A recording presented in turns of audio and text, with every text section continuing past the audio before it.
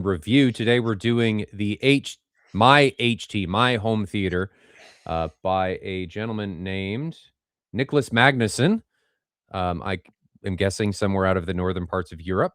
Um, but we're going to be diving into this. I'm joined by my co-host Ben Goff, and before we jump into this, Ben has a little bit of an announcement. He's going to ask a little bit for your help, if anybody is willing.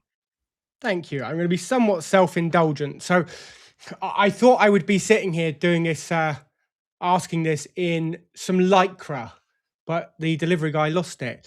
So in a couple of weeks' time, I and Peter are going to be part of a group of 65 people from the UK, I think European, I think it's across Europe, the AV industry, riding from London to Brighton on our little push bikes for an amazing charity called Together for Cinema, who they bring this love, what Ryan and I share, this love of cinema and doing these things right and creating these amazing experiences. They share this with generally terminally ill or really poorly children. They are making cinemas with the help of the AV industry in children's hospitals and care homes. So they are an amazing charity, bringing some really cool things to people at a moment when they really need it. And I think Ryan is about to put up a QR code. I've put a link in the text from this on our side. But hey, if anybody would ever just like to make a small contribution for a really important charity, then I will say thank you. Great cause done by great people. So I think it's worthwhile looking into. If you're not looking to donate, at least, maybe spread the word. I think it's something that we all care deeply about with cinema and home theater and AV, sharing it with those people that probably get a little, dare I say, more out of it than we do. So if you have an interest in that, QR code will take you to the GoFundMe page.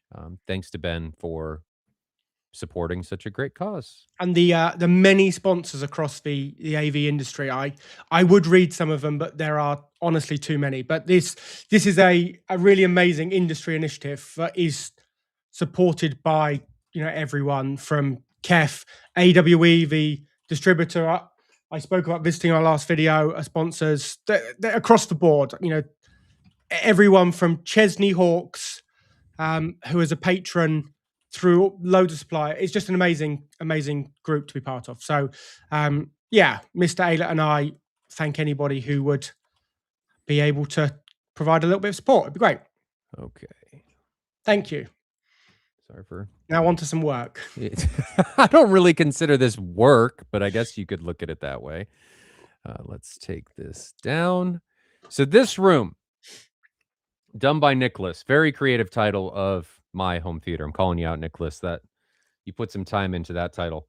I did AI chat save that? I think it did. Let's look at this. It did not. That's on a different machine. So I don't have that. But this theater is very much a never-ending journey. And I think this brings up an interesting topic of, does everyone value the same thing in these things? Or do some people value the end product and some people value the journey? You know how we use car analogies a lot on this show, but it's, some people just finish a car project and then immediately sell it and then move on to the next project. Is that very similar, do you think, to a lot of what people do in this space, especially enthusiasts? Yeah, I mean, if we work on the theory that this is a hobby that is more male dominated than female, I think that's fair to say. But I'm going to say it: men need a hobby, right?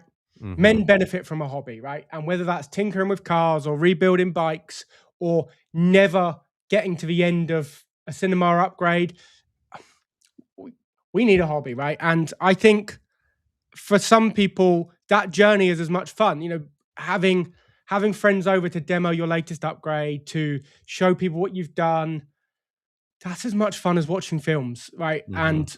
And it's somewhat different from a lot of our clients, because often we are brought into projects to get it right first time, and it's done. It's just going to be used, and that's for those people, it's not a hobby. They want the end result, but generally for our clients, it's it's less of a hobby because they want the help rather than going down a reading list. So Mhm.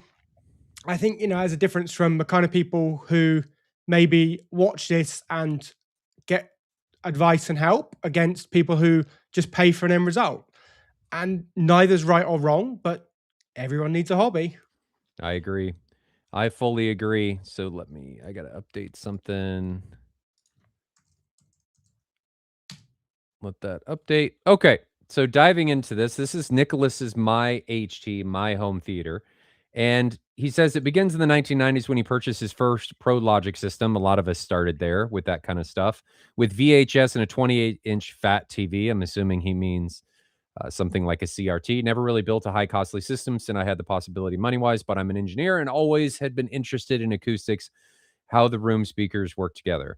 I have a master's degree in mechanical engineering. All right. So he, I'm going to assume, likes this because of the objectivity and the science behind it. Looking back, I might have aimed for a degree in acoustics instead. Do you agree with that? Do you think it's for everybody to take their passions and turn them into jobs? It's a dangerous pathway. So, I mean, I would say a lot of us in the industry came that way. It was a passion first. Where that's interesting, when I say like, people need a hobby, what we've done is we've somewhat taken this hobby away from being a hobby because Yeah, but now I we have to think be professional. And we started at a more entry level professional side of it and then kind of worked to where we are now. yeah, It's a and I little find it different. interesting.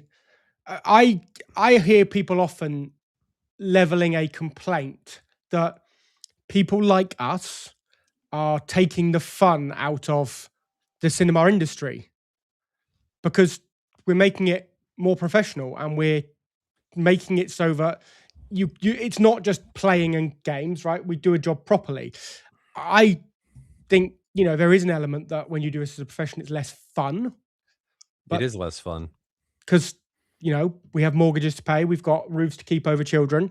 Um, but as we would say, when you love your job, you never really work, do you? Yeah. So I wouldn't want to do anything else. I love the fact that my job and my hobby are somewhat intertwined, but I wouldn't say that's necessarily for everyone. I caution people from going down this pathway, and what I mean by that is if you dive headfirst into it from the very beginning, like Nicholas is saying with becoming an acoustician, it it may not have turned into a passion is the thing that I caution people against. So by starting, like I started at Best Buy, and a lot of people in the United States side of it started at Best Buy and Circuit City and other big box stores like that.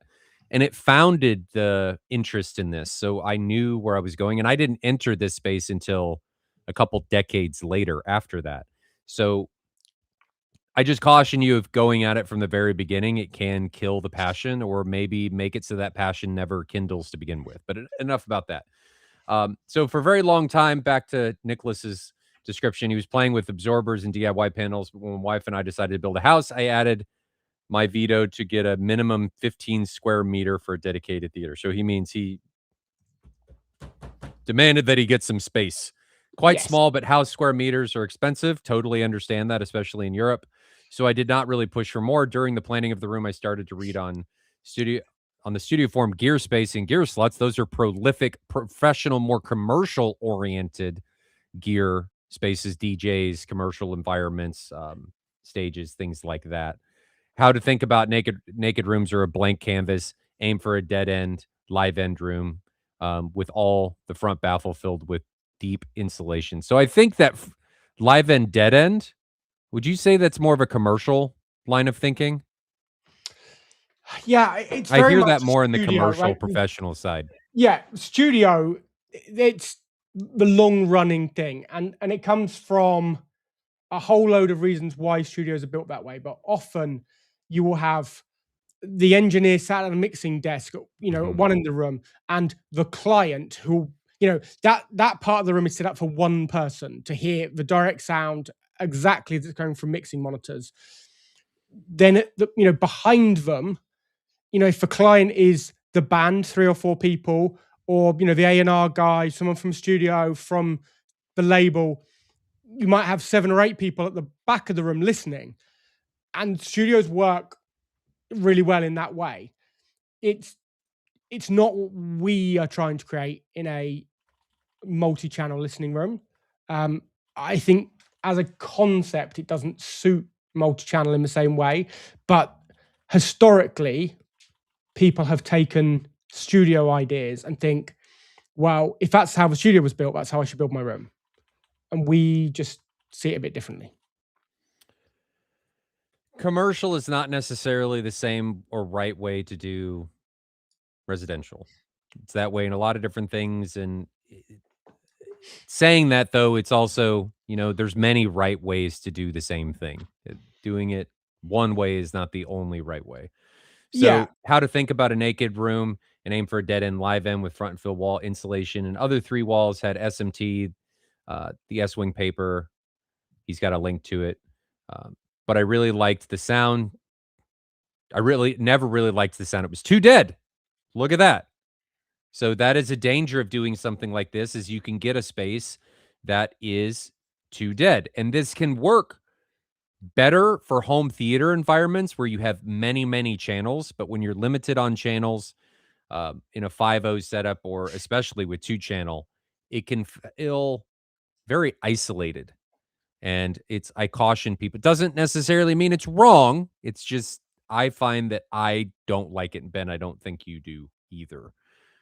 So for design 2.0 of the room, I wanted to get a higher decay and decided to sell the wings and purchased a few secondhand skylines. Also gave the room a new cozy feel. Remove some insulation. So this is 2.0. Remove some insulation on the front wall that was tied around the speakers. Added plywood in front of the area to increase the reflections. Love it. Place the skylines in the middle rear of the room and 2 absorber panels in the middle. Also 2 polys, but remove the one in right. We'll see all of this in pictures. I still feel the decay time is a bit on the low side, but a lot better at least. My goal now is to increase the decay just a little more, but also get the room balanced from all the speakers decay wise and energy peak wise. I also want to get the chest slam kick from the bass since it's missing at the moment. Plan B is to use an earfield sub in a movable open baffle since it will interfere with my mini office behind the sofa. Uh, EQ without the MSO software might be good start. REW Sim showed that placing the rear subs up to the ceiling might be a good for even more bass. Might try it. Last, my noise floor is so high, all equipment in the room, and I should actually add some kind of AC to keep it cooled. That is an interesting point that I think people don't think about. And that is, where'd that go? Subs up to the ceiling. Placement, especially for subs, is not just in the horizontal plane. right. Vertical plane also impacts modal response and response in the room. So people need to get out of the idea of just thinking, especially if you have the freedom to do so, hey, I'm placing the speakers on the subs on this horizontal plane. It's a three-dimensional plane, baby, and you can play And with the we'll see that vertical when we ness. see the drawings from this room. We'll see that really clearly because that's been considered in this room. So this is a 13 or 14 foot. I love the bald eagles here. 13-foot by 11-foot by 8-foot room. It's in the corner of the house. No AC in the cinema. Gets hot. Equipment's in the room, so I understand that. Outer walls are OSB and plasterboard. Inner walls are double wall construction with air gap, 1 OSB, 2 plasterboard. Inner ceiling supported on outer wall and inner wall, OSB plasterboard, double door, standard door, 36 dB acoustic door. Okay, so this is his double door. So I can see why he's having HVAC issues if he doesn't have HVAC in there or any ventilation. This is the equipment list. We'll be going through that. In his positives and negatives, he thinks overall it sounds okay, but I'm missing the chest slam. Bass is a big part of these spaces, and I cannot understate that or overstate. I cannot understate that. Yeah, and I've got some theories on that when we get to the drawings. We're not always going to be in the advice of go and spend more money. No. Um, I think it's entirely possible that this kit could like that bass slam is is hard, right? In small rooms, and this is I'm going to describe it as a small room. It's not a big room particularly. It's getting that slam is not easy, but I think maybe with some work, this equipment could deliver more slam than it currently does. Yeah. I'm thinking to make my own guide I found on the forum. Until I know the speaker performance, it's tricky to decide if I want to continue with them and expand with more speakers, maybe replace the surround RD200s with LCR 100s to increase timbre. And I should rethink about the number of Atmos speakers since the ones I have are crap. Maybe just place one pair of LCR 100 flush in the ceiling. I'm a backer for the new Extreme Titan. And with that, I increased my screen to a bigger screen size. Have not been possible with the Sony due to short distance lens screen. I should do something to increase the noise, decrease the noise floor from the projector, but also get a solution for keeping the room cooler. Okay. Shall we dive into this? We Let's do should. it. All right. So let's get rid of this. Let's bring up this. Let's look at the room. So here's the construction of the room. So the theater is here, and it's adjacent to two other rooms. Makes sense on the sound isolation front. Um, do you have any qualms about anything with the room placement before we dive into construction? No, this is something we've discussed several times before. Move back to my microphone. There's a couple of options on placement of where you put a cinema in the home if you've got the option. And getting it as far away from everyone else is one option, or keeping it somewhere that it's easy for you to just make that choice to go to it, right? I have this concern sometimes of tucked away in the basement away from normal living rooms is you might only choose to use it for special occasions. When this Mhm. is on that same floor next to your main living areas, it becomes that main TV film watching room. Yeah. So, this is part of the home, right? It's not built off in a corner. This is a front room. It's part of the home.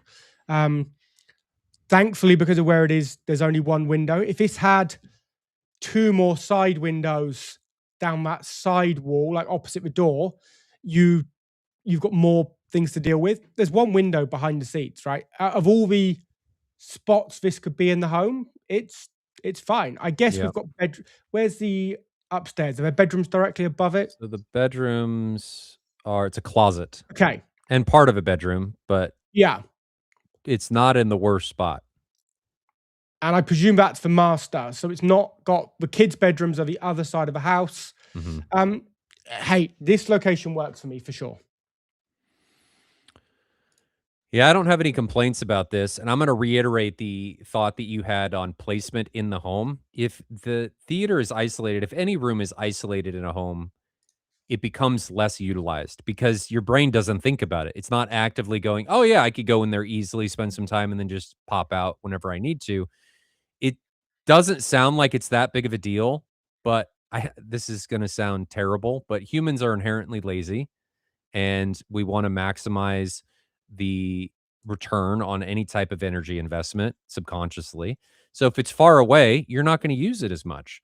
So Exactly that. having it right here on the main level, I think is super cool. Now, the majority of people are not able to do that are doing dedicated spaces unless they're doing a shared media space.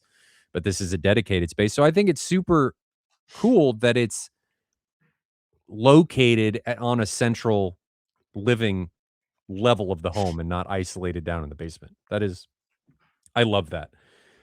So here is some more of the design stuff. He's talking about some modal things going on. You can see him trying to draw out all the modes and where he's sitting with Knowles.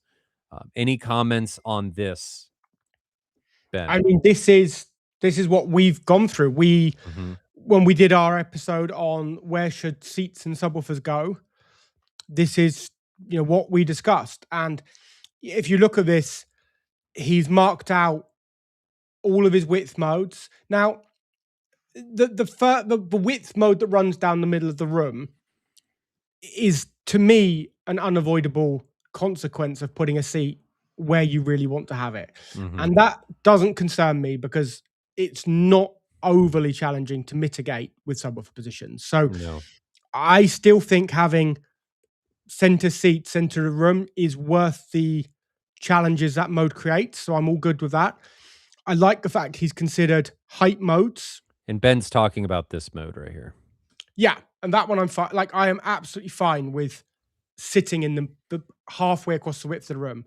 Now we're Um, down here talking about height modes. and I've been known to do single row rooms on a riser before to push this head height outside of one of those modes. If you're picking a seat and your room height lands you exactly on one of those modes, it may be worth looking at different seating, or as we've done many times, is a small riser. You know, it could be 6 inches, single step onto a platform, and you don't need it for viewing lines. You need it to get your head away from a mode.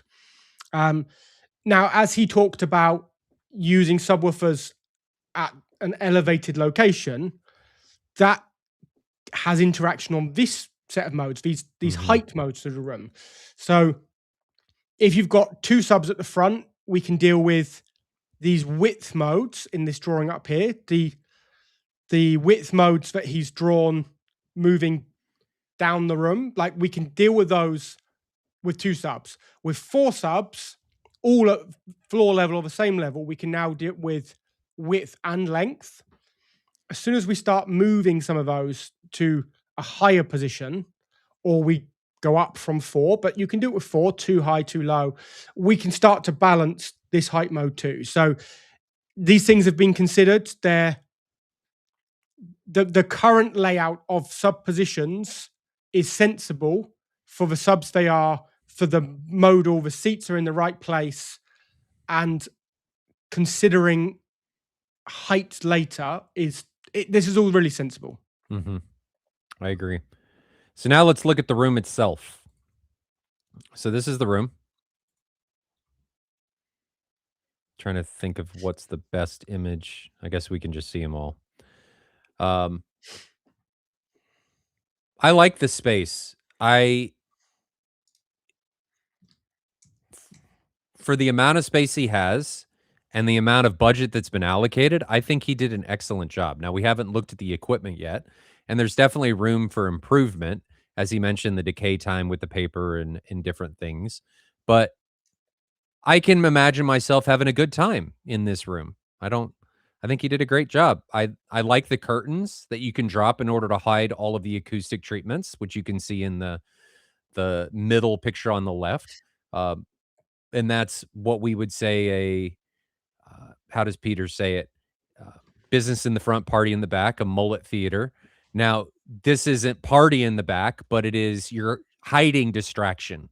Now, something to consider, and I don't think this is doing him any favors, is those curtains are going to absorb high frequencies and they are going to contribute to the deadness of the room. I think they may be a little airy, but I don't think they're quite as sheer as you would want them to be to mitigate that.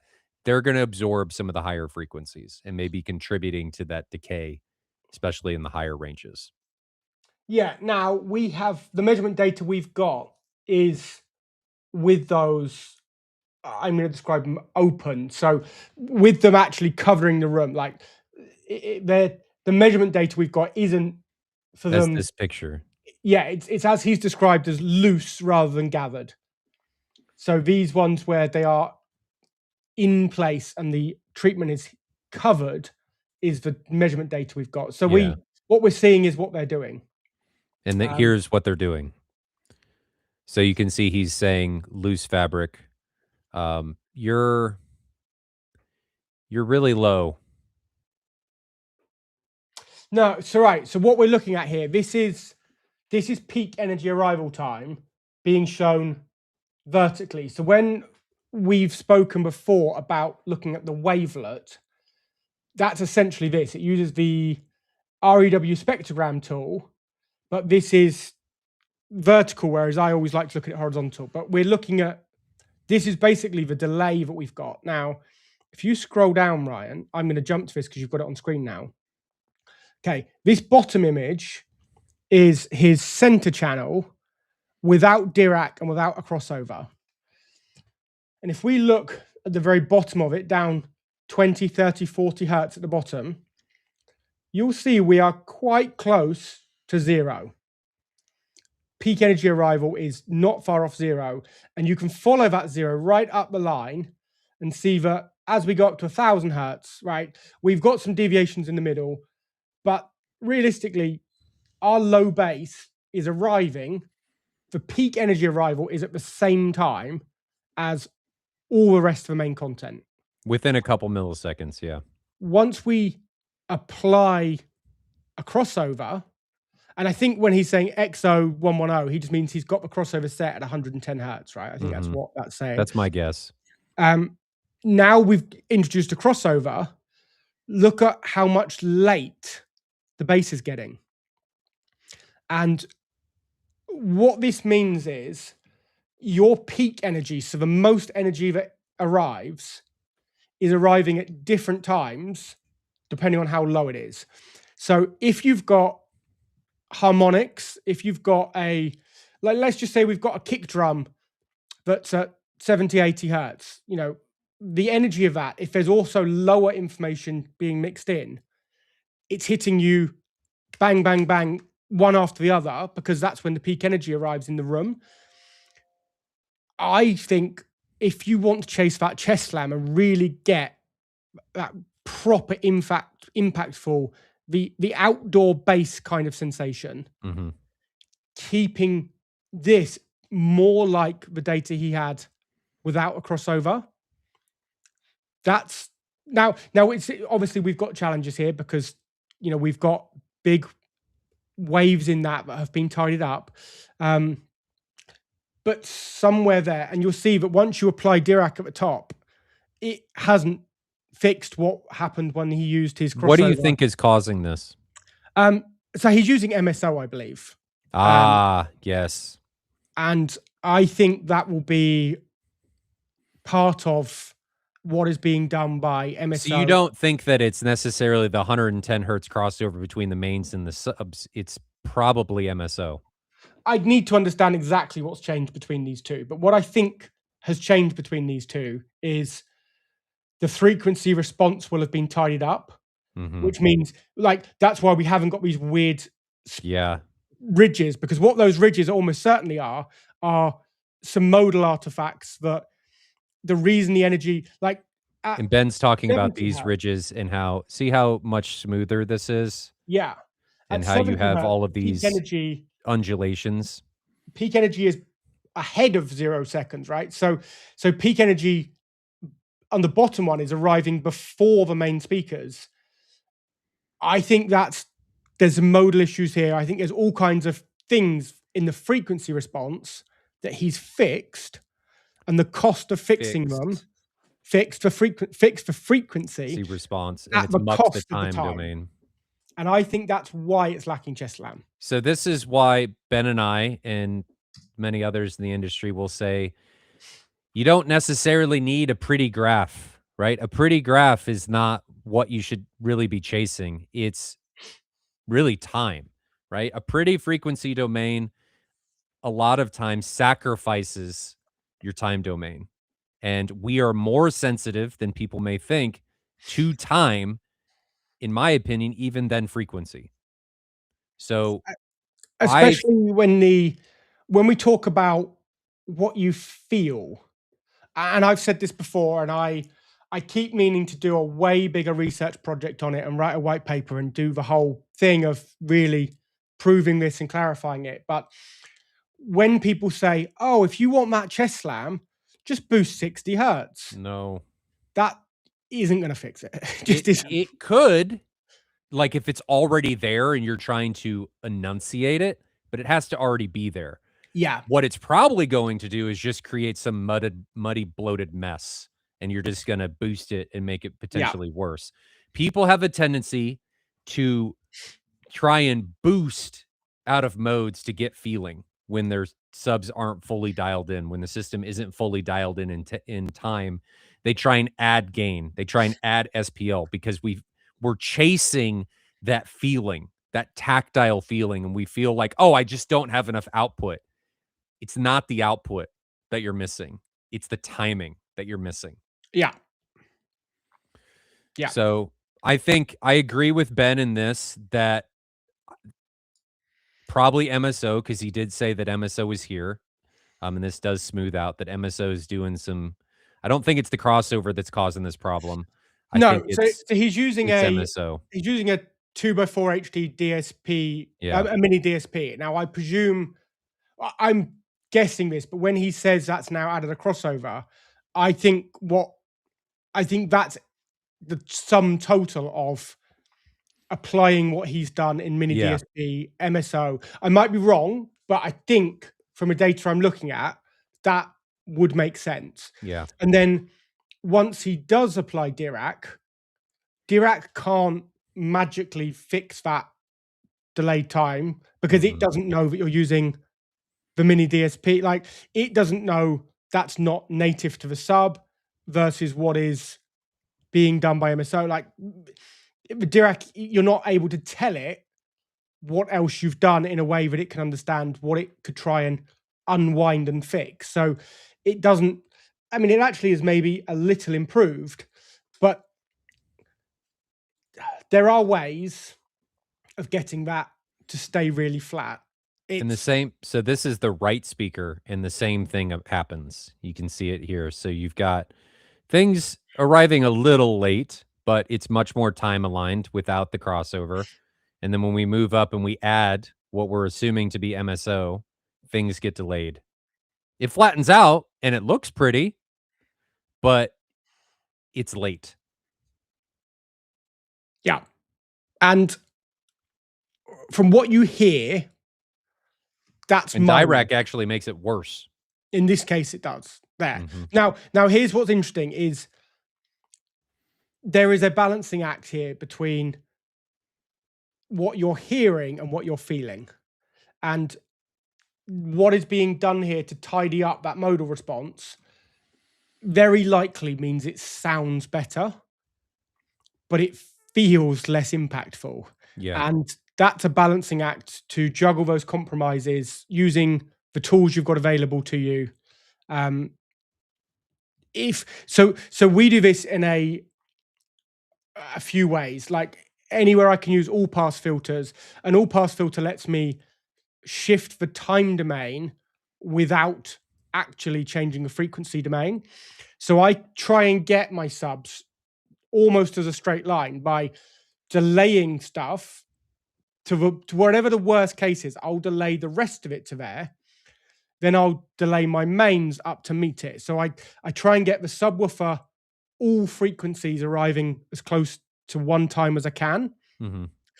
I can't necessarily make things that are late arrive earlier. So I make things that arrive early, I push them back. So I get them all arriving in one time and it will be delayed. And then I bring the speakers back to it. So like sometimes you end up adding 10 milliseconds, 12, 13 milliseconds to the Mhm. speakers to bring that whole thing in line once you've played around with what the subs are doing.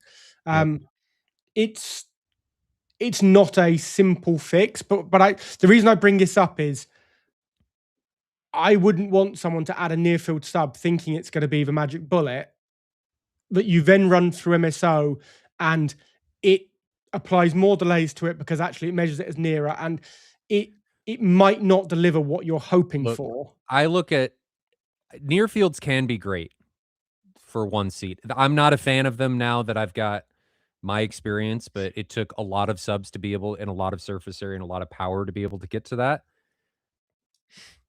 I think near field in a lot of cases are band-aids in order to obtain something that is potentially unobtainable without it. Either because you have an SPL restriction because of other people in the house, you have a surface area or power restriction which limits your output, you have an extension issue, and you're chasing that by adding something closer to you, minimizing cost, in order to get that tactile feel. So, Right. I think they can be solid. I don't like them overpowered. I like them so that you can barely even tell that they're there, that Yeah. you would have to question if they're there, then they can be great, like any tactile, like butt kickers, um, open It baffle boss setups, right. that kinda stuff. They can be additive, just Oh, less than they you think. can deliver all of it, everything you're looking for. They can be the fix, but equally, if it's not set up right, you've spent Mhm. more money and it's still not the fix. Yeah. So, understanding this and what you've already got and how you're gonna integrate it when it comes is as important as just adding more stuff. So here we are, we're getting now up into the speakers and not just the bass, looking at our waterfall. What are you feeling here? Hang on, I'm gonna bring up my own version of that on my screen because seeing it via your screen, it's really low res for me. Mm. Um, okay, so these are all loose fabric. Are you on the same one? Yeah, okay. Um, so that still looks to me to be quite dry. I mean, it's pretty even. When I'm looking at what is the difference, right? So we've got okay, we've got the gathered one at the top, so that is actually without them. So Um, gathered would mean that the curtains are not loose, they're not covering everything. right, and they're not radically different to one below that. We've got this interesting thing happening around 120 hertz that Mhm. moves from being quite a wide point to a really steep point. Um, but it doesn't look at those like there's huge radical differences between them being open or closed. So I suspect they are minimally absorbative. Um, There is a difference at 250 to 300 hertz in the shape. I mean, sure. that could just be the microphone variations. So, yeah, I guess I was wrong in that they are pretty sheer, so they're not really impacting much. They could be impacting the top, but the top is so absorbed already that we're not seeing much of a difference. Yeah, I would need You to. do actually see it above 6K. It starts to drop off. Yes, what I would need to do is I'd need to see that data and interrogate it myself because we're seeing from kind of 85 dB down to 50 realistically, Mhm.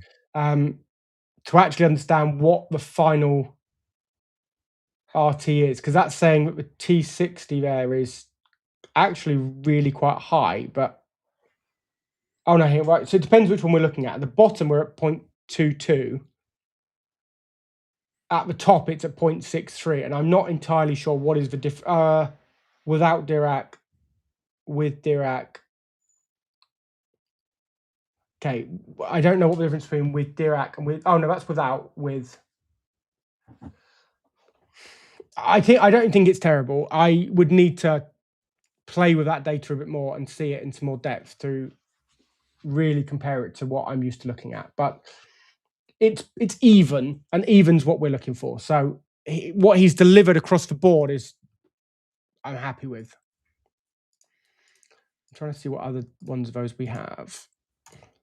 Do you think the peaks are modal responses, obviously? The peak at 120 and the peak at 50? Um, yeah, and you can see that because we've got some of his sweep data, so we can see where there's a difference between what's happening here that is where like some because these aren't normalized as such, right? So there is a difference in the peak output level, like where that very top, the bright red bit fluctuates. That's because actually this isn't on the lower ones, right? The two without Dirac, there's frequency issues to be solved. So that becomes much smoother. Like Dirac clearly is cleaning up this frequency response. It is and it isn't. It created a null at 25 hertz. Mm, yeah, the actual output has been increased though, hasn't it? Or the scale different on these? Oh yeah, okay, right. No, but I mean there is Well, more not a null, output. but there's a There's time Yeah, differentiation there's between them. more output and then it's decaying. No, it's decaying fine. There's been an increase in output. There's more bottom end being presented in with Dirac on. Our peak energy is going from like low 80s up to 87, 88, I guess. So there's been a 5-6 dB boost in bottom end with Dirac on. So you don't see a 25 hertz on the FR loose fabric Dirac 3 where 25 hertz is at 45 dB in comparison to everything else being at 75 or 67.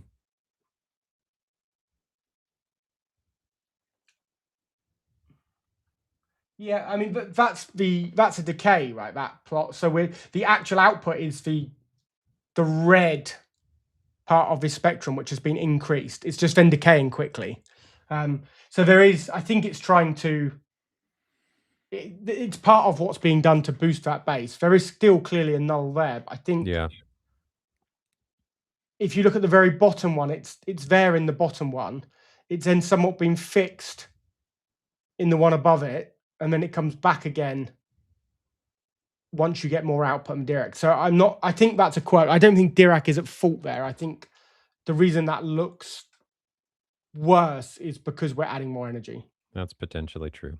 But I'd want to have that data to interrogate myself rather than just like looking at the statics of it. I would like to go through those slices and see it in real time S to actually be clear what I'm looking at. So you had mentioned that you thought fixing his base could be not buying anything more. So what do you vision for him fixing some things with placement before we jump into the frequency response graphs? Let's get the floor plan back up. Hold on. Sketch file. So we've got the subs in all four corners, haven't we? Mhm. So I would, if I was going to stick to MSO, I would be interested to rerun MSO, not knowing how it's been used currently, but you can manually time align these and then tell MSO not to adjust the individual timing of them Yeah. so that it won't like it's not going to create its own smearing of that pressure because you've locked them down in time and you tell it isn't allowed to move that. Would you use MSO? I've never had the results with it I'd like, but I haven't played with it as much as many have, right? Yeah.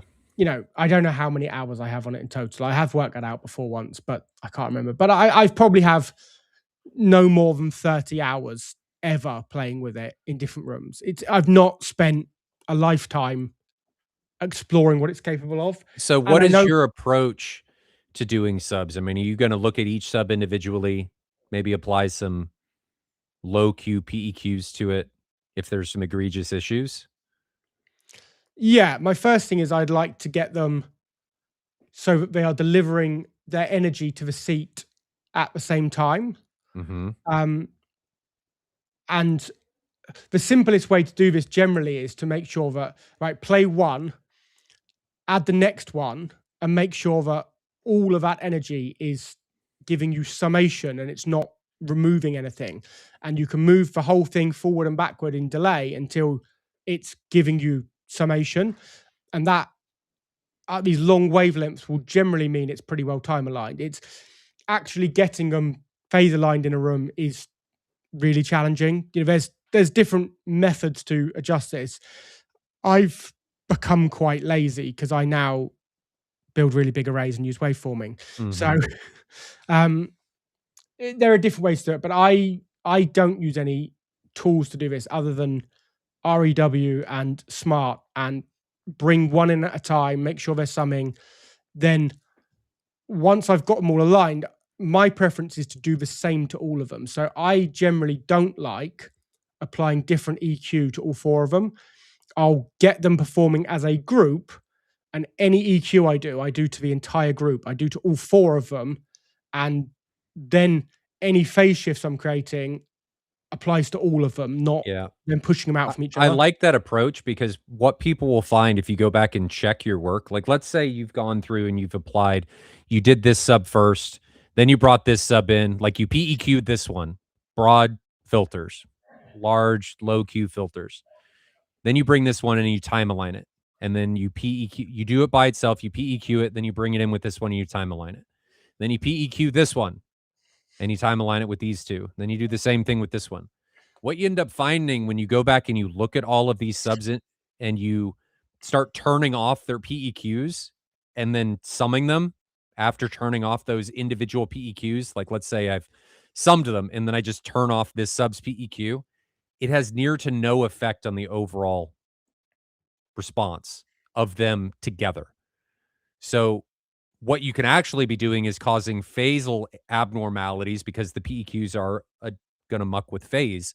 So the less you do in a lot of cases, unless you've got some type of egregious thing that's happening with a localized seat that you have to address, the less you do, the better. So I do like your idea of attacking them as a group with PEQ and using that summed response as Yeah, I guess a starting point. where I'm coming from with that method is that the when I said you can mitigate some of these modal problems with multiple subs, that mitigation will only occur when multiple subs are playing.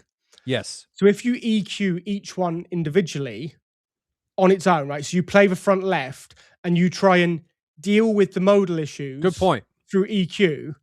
Well, we're going to try and fix those modal issues by using the next sub. So I don't think there is any benefit in EQing each one to try and defeat modal problems that we're going to fix through the use of multiple subs. Yeah, I agree. Quick question.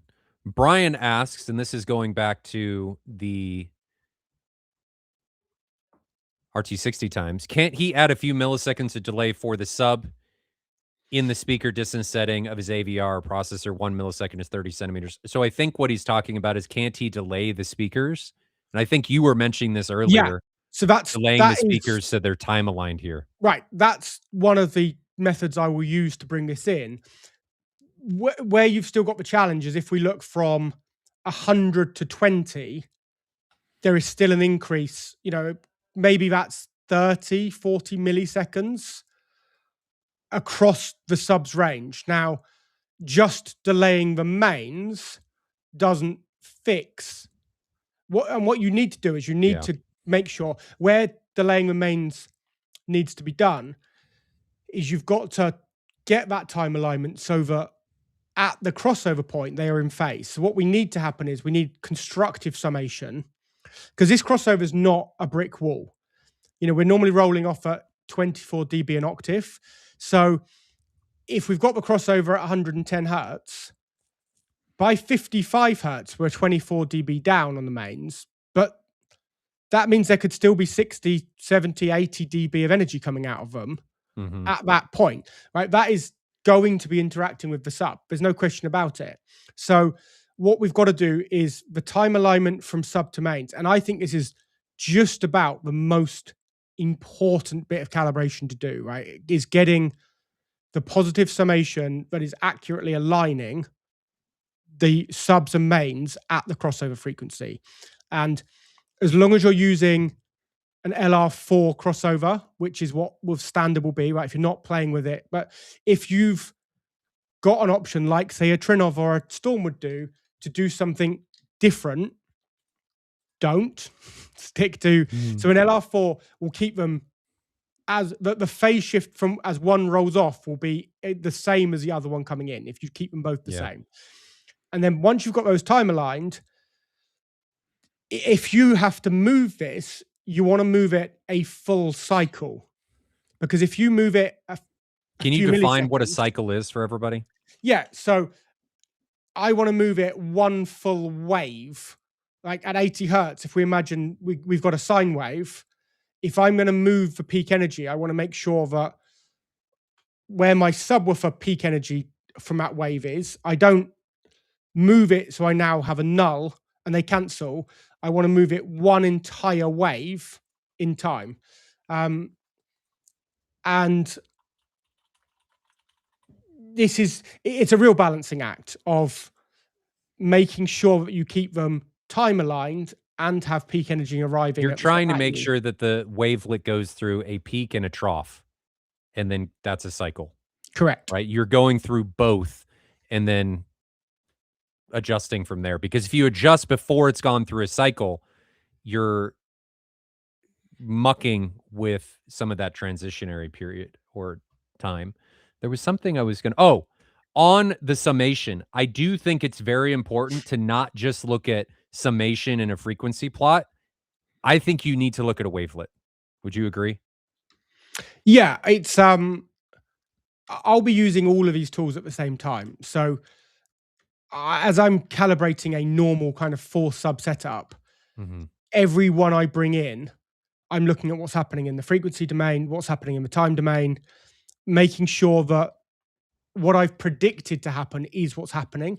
So if I'm expecting to get some improvement of the first width mode when I have a pair now over one, I'm making sure that I actually see that. So by knowing what you expect to happen as you bring each one in, you can check that it is what's happening.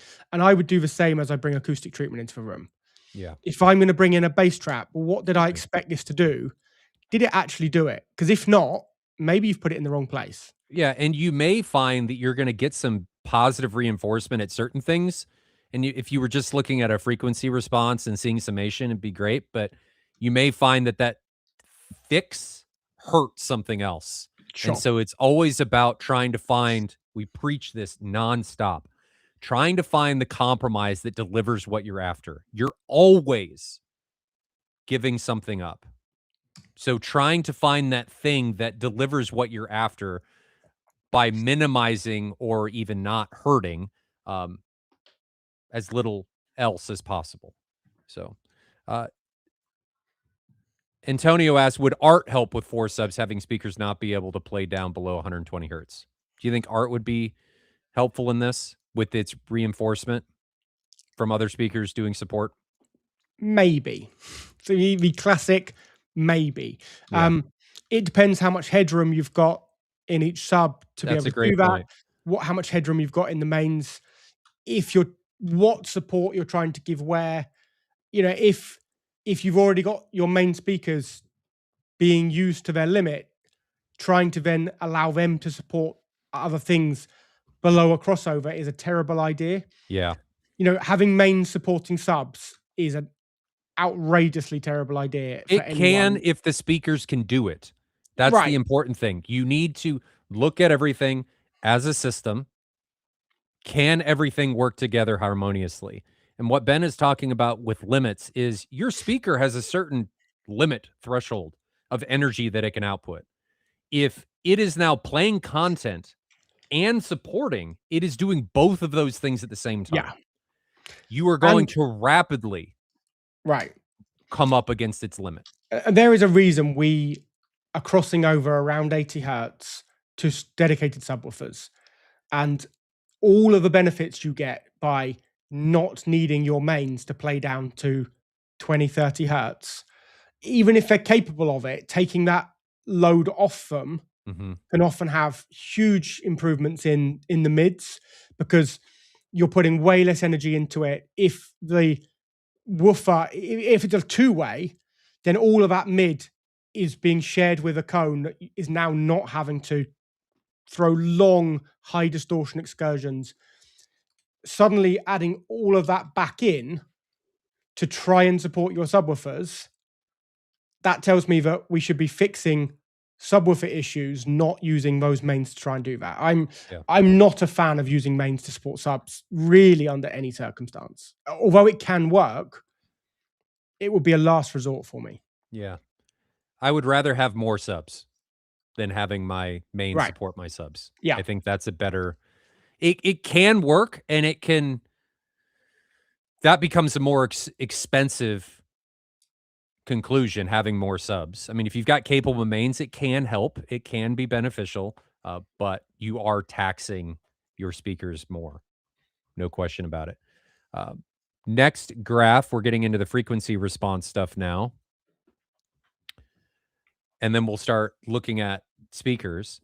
Uh, this is all SPL. So this red is gathered fabrics. Blue is loose fabrics.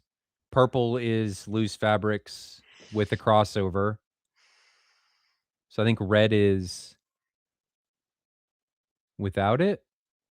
Blue is without it. Red is with the crossover. Oh, red is with Dirac. Blue is with Dirac. And pink is no Dirac with the crossover. And yellow is no Dirac with the crossover. And then gold and turquoise are LFE. So these are your So LFEs right here, and these are your speakers down here. yeah, right. The first thing we can see is when he's just got speakers set to large and he's not handing over to subwoofers, then sure, we've got this huge modal hole around what from with the peak that then follows it. You've got issues from 40 to 100, really. Yeah. All of that range, right? This is why we need subwoofers. This is what subwoofers do. It's why we use them in the way we do. He's actually getting, once he adds his subs, if we look at any of them, in fact, every single one except, as soon as he's turned subwoofers on, he's getting really decent output. I mean, look down to 10 Mhm. hertz, right? We've got loads of output here. Yeah, your F3 is somewhere in here.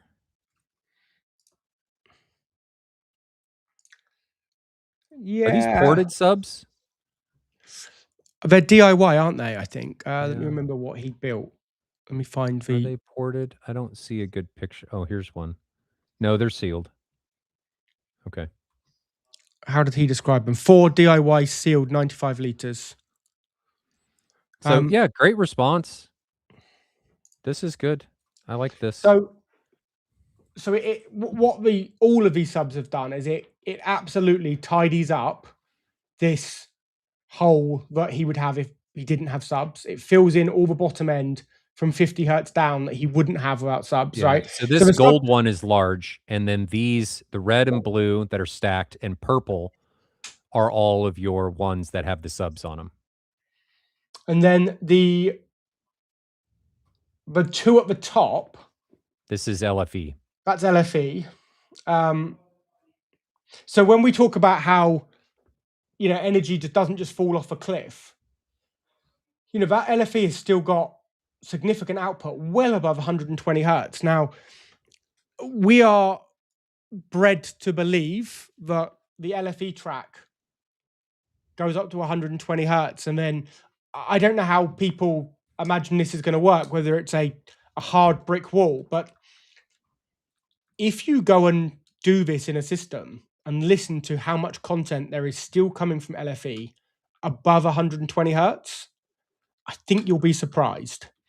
I've done this to prove it to clients before that if we almost low pass at 100 hertz, right, and we're just putting out everything that's in that 120 and up, you can even do it way further, right?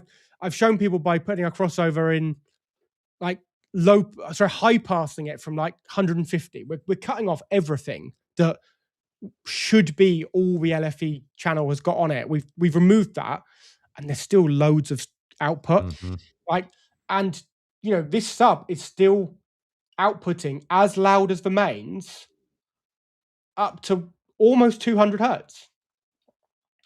Getting these things time aligned is really important. Past that, I mean, you're all the way out to almost 300 hertz.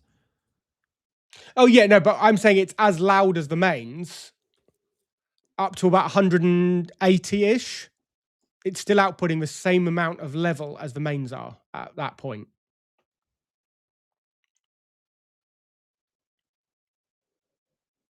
Yeah, you're right.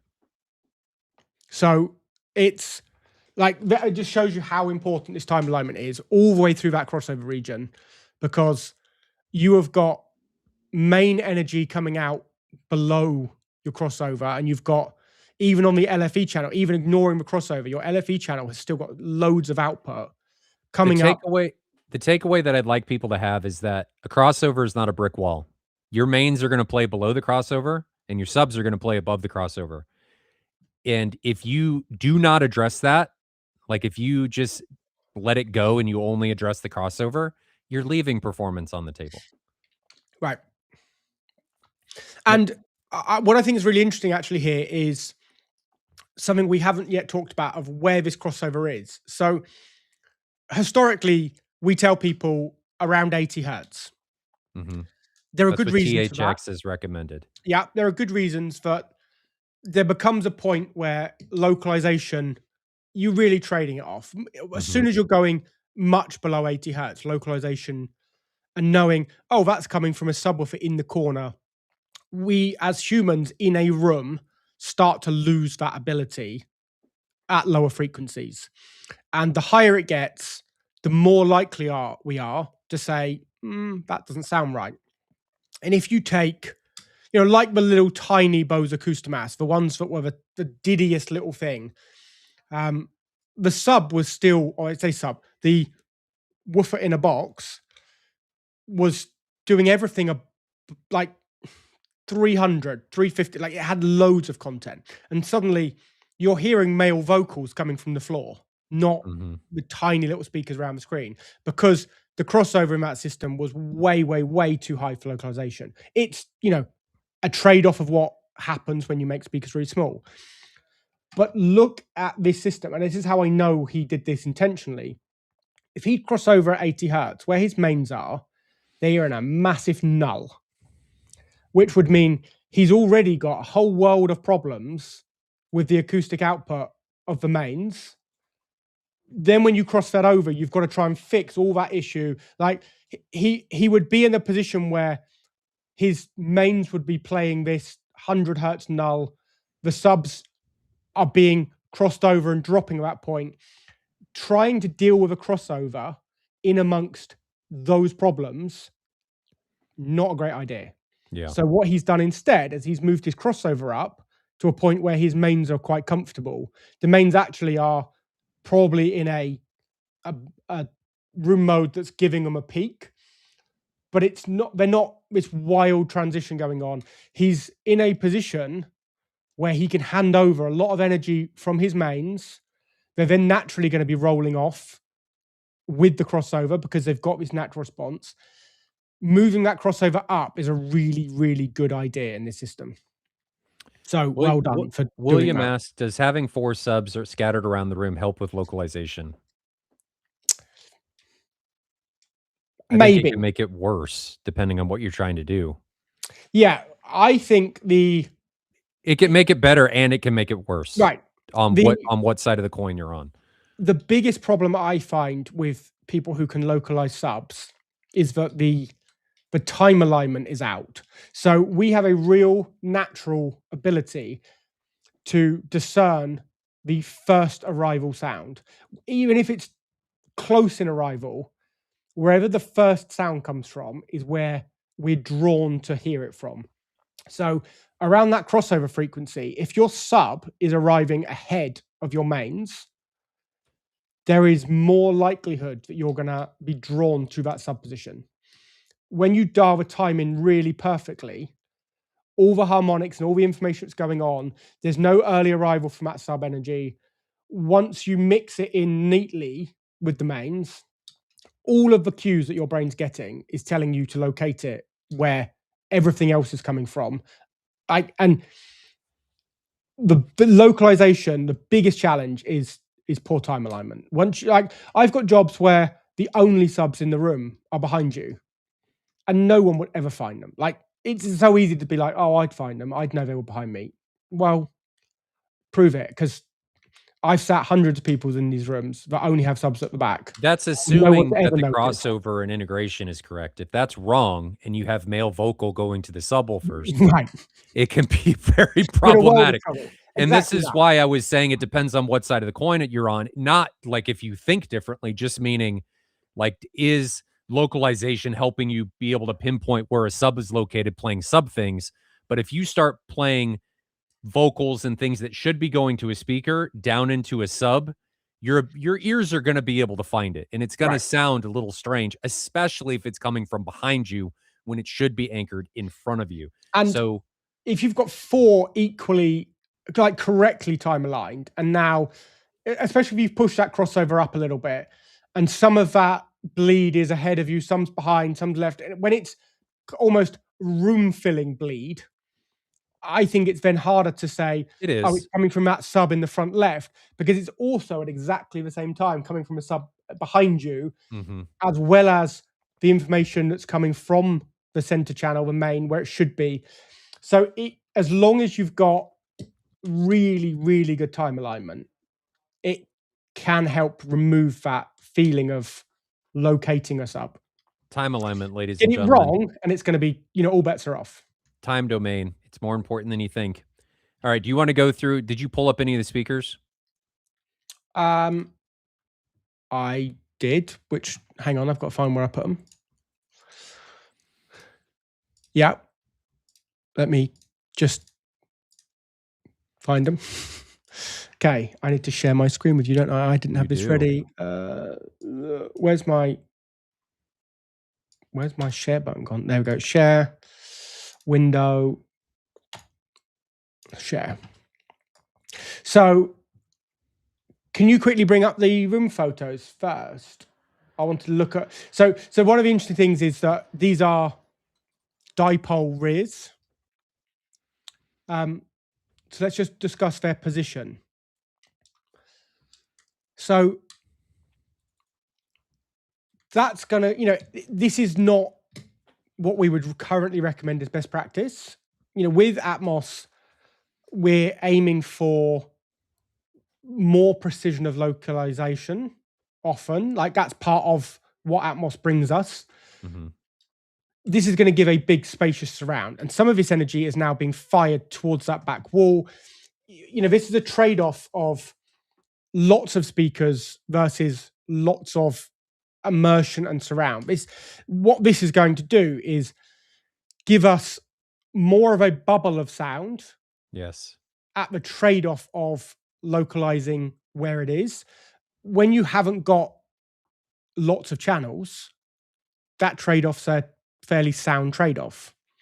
So it's interesting to not write them off. If I was doing a 9.1 system, like 9 ear level, This then would they're not not going be to the be correct dipoles, choice. right? But if we are limited to 5, This is a decent choice. right? There's still room for these. So I know a lot of people are kind of like, well, these aren't recommended by Atmos. Um, Sorry, 1 second. Someone's at my door.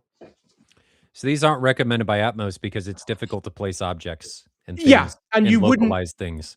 you wouldn't use them if you've got, like, if you had surround backs. They're now going to be in a challenging position because some of the sound that should be from a surround back is now firing to the wall. Some of the wall is firing to the back. They just get mixed in with each other. And Mhm. but by firing some of that into that rear skyline diffuser, we're just giving this even spread. Like, this system's going to behave as if it's got more channels than it's Yeah, got. and it's important to note that this doesn't mean that this is the right or wrong way. He's gone this way assumingly because he wants a more surrounding bubble. If you were to put a more point source speaker over there, it's you're gonna be able to localize it a bit better. This is removing that localization, it's creating a more surrounding immersive bubble, and with this limited number of speakers, I don't hate this decision. I totally understand why he made this decision. Yeah. Atmos doesn't like it because you can't localize where that object's coming from, and really the more speakers you can have in some type of Atmos better bubble or deployment, the better. So, but given One the limited benefit that number, this is solid. Yeah, one benefit that is interesting here is we often talk in narrow rooms about that challenge of having your side surrounds like headphones to the ends of a sofa. Mhm.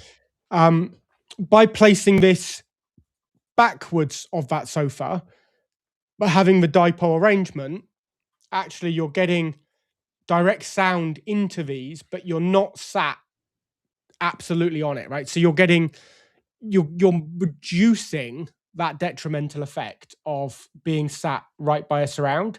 Yep. So in this layout, I think they're probably quite beneficial over using a regular point source.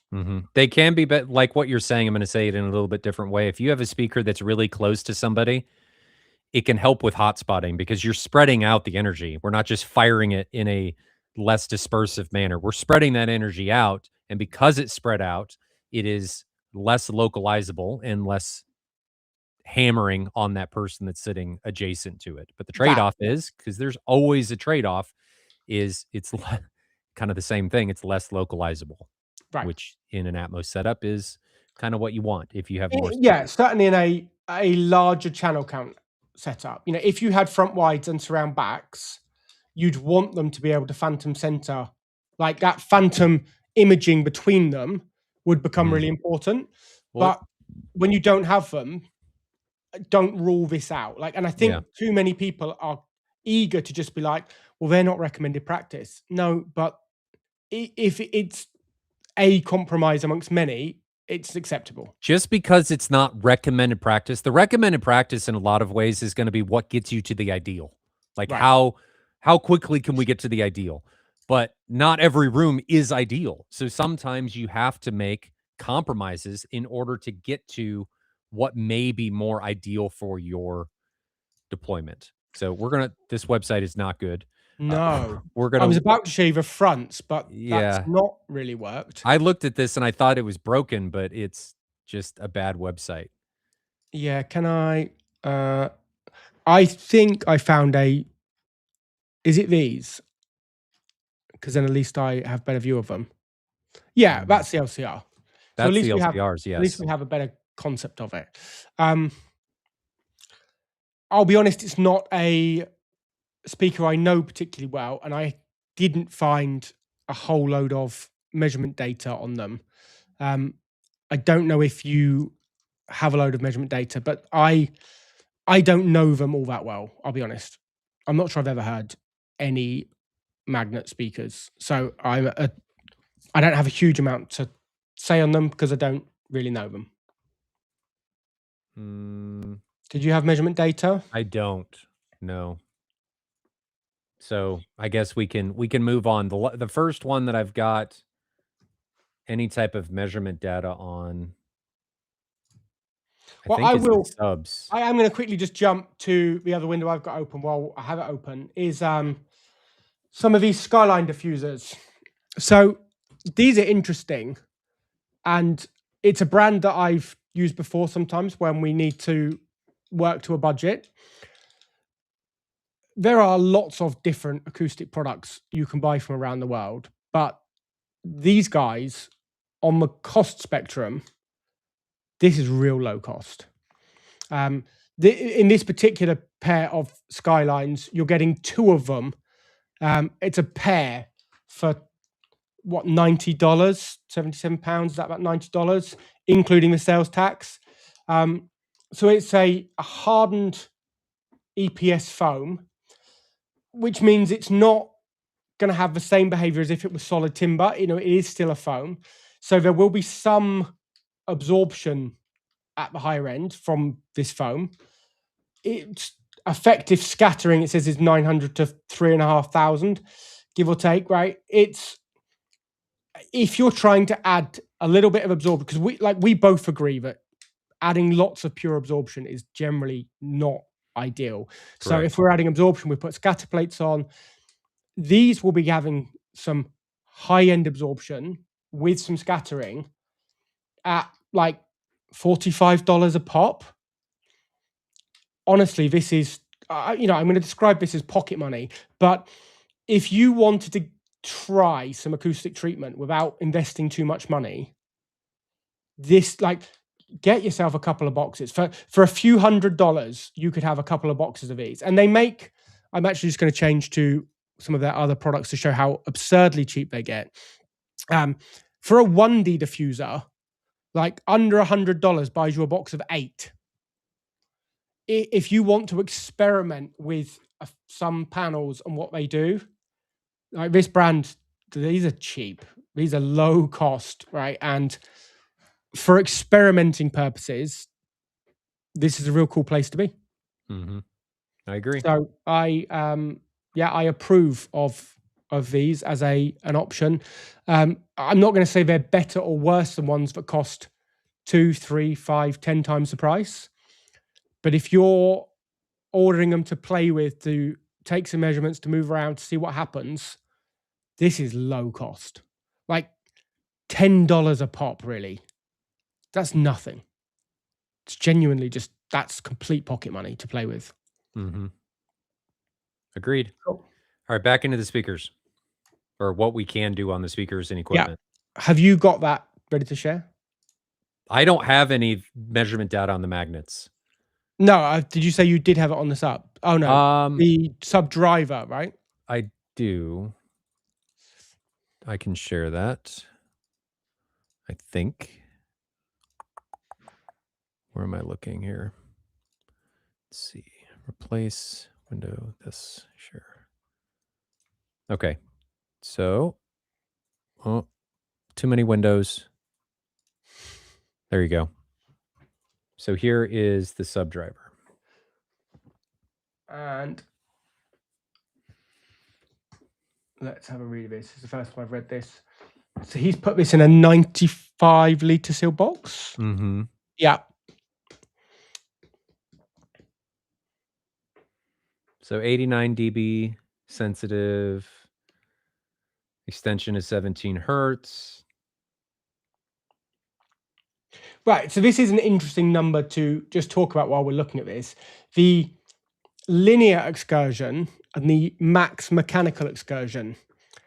So they're quite different, let's be clear, right? You're going from 12.5 millimeters to 28 millimeters.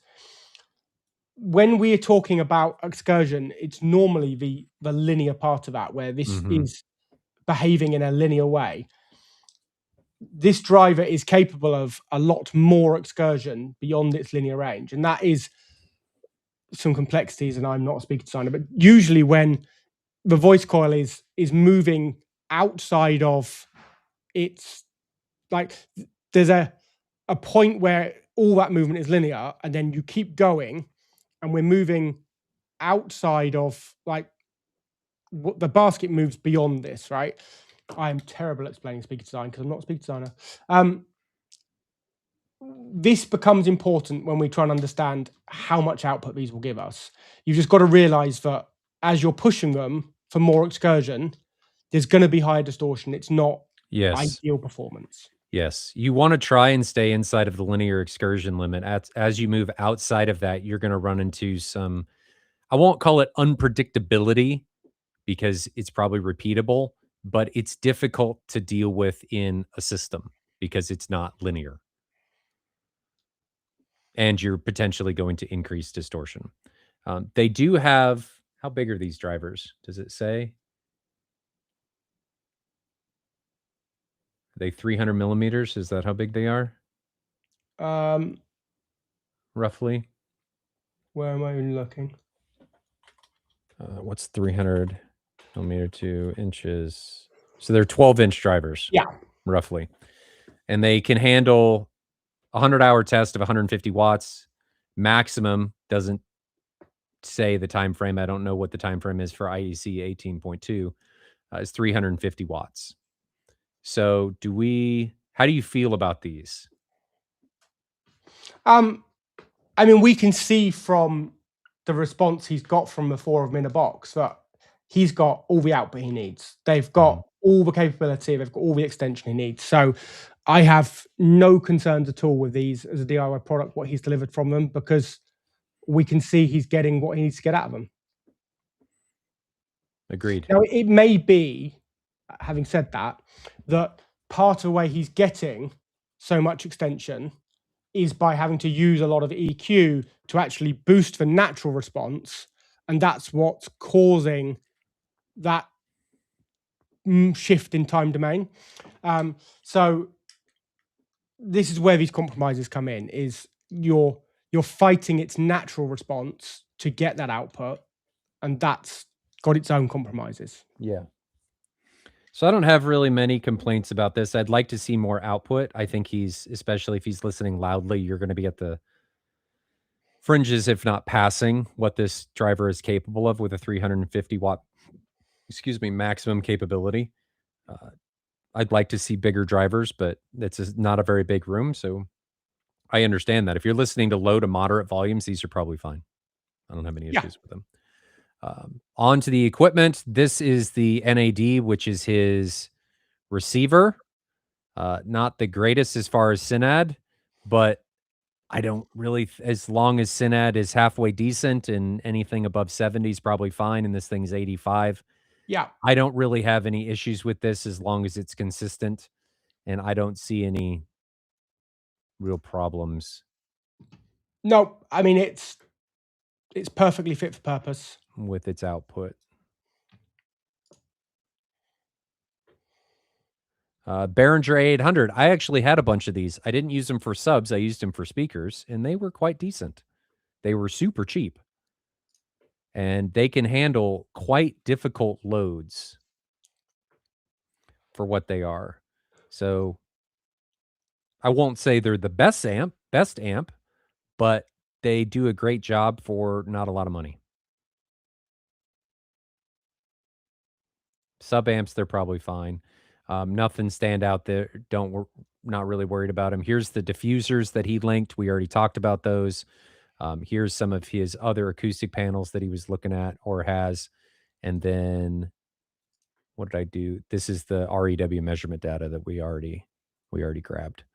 So all in all, what are your thoughts on everything? I Well, think we didn't it's talk about video. Hold on, we didn't talk about oh, video. we didn't talk about video. So this is a Sony VW95 firing at a 111-inch DIY Dream Screen.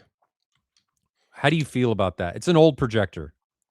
It's an old projector now on a not particularly high gain screen, let's be honest.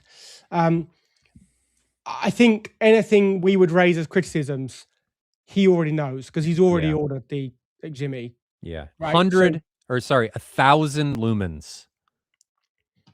on a point 0.6 gain screen, Oh boy. it's yeah, with some years on it, it's Yeah, probably struggling to meet even theatrical, like commercial cinema levels.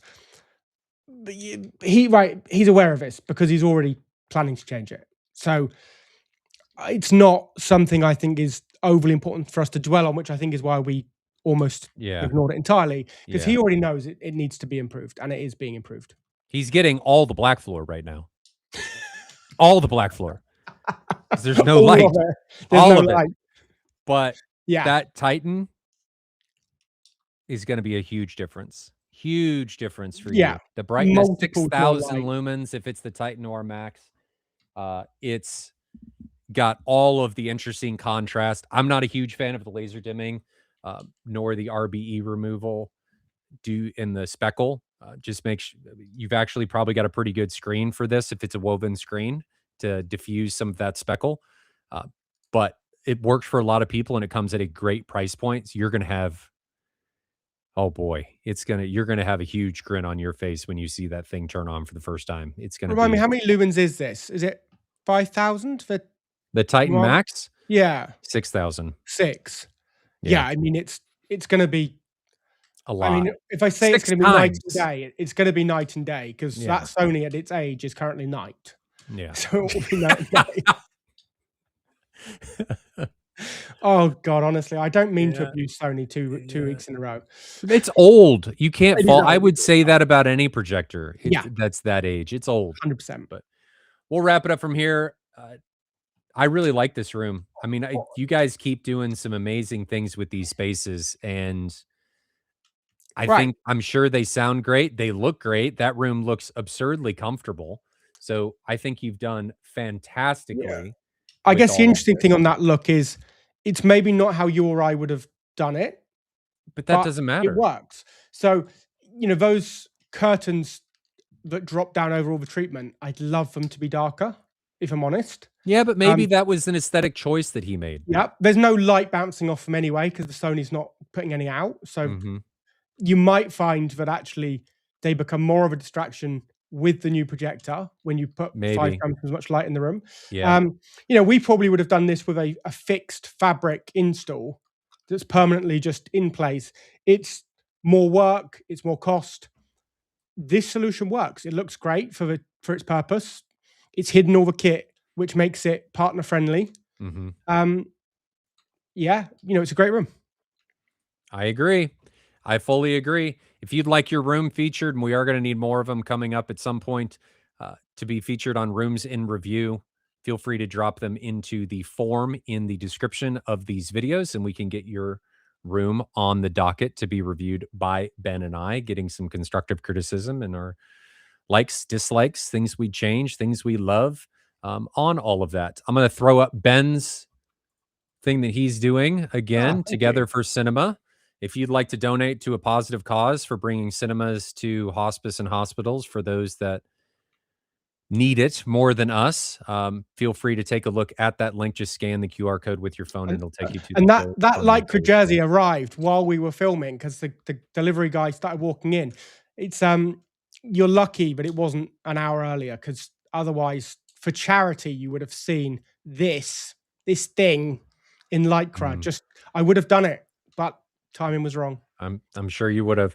I There will be no streams next week as I will be at Cedia, so I'll be out there Sunday morning through Saturday night. CEDIA runs from Wednesday, Thursday to Friday, and then we're out of there on Saturday. So no streams next week because I will be building booths with who am I building with? With all of our friends. So our actual friends. I Yeah, get the pleasure of actually doing this and going to see my friends at CEDIA in Denver. If you're going to be out there, come say hi. If you have questions, need equipment, need design help, Ben and I's contact information is down below. Do not hesitate to reach out. We are here to help as much as we can. So our next stream will be in a couple weeks after CEDIA. Probably do a CEDIA recap. cool. Maybe there'll be some new stuff. Let's do it. Uh, You may need to do that with Peter, considering I'm not going. So I reckon I'll that is schedule Peter true. to do that with you. Peter will probably have more time to be able to go around and do things than I will, but I know there's some things like the Ascendo BMR that we'll want to talk about Yeah, that since that's been whether he's announced. watching or not, he may not know this yet, but we'll schedule you to do that with Peter. Okay. Yeah, Peter, you're doing it with me in the next couple weeks. So Ben said it. I didn't. But thanks for doing this. Thanks for enjoying or watching this content. Thanks for stopping by with the Rooms in Review. I'm your Ryan. This is Ben. We will be back in the next couple weeks. Stay safe. Enjoy that home theater journey. And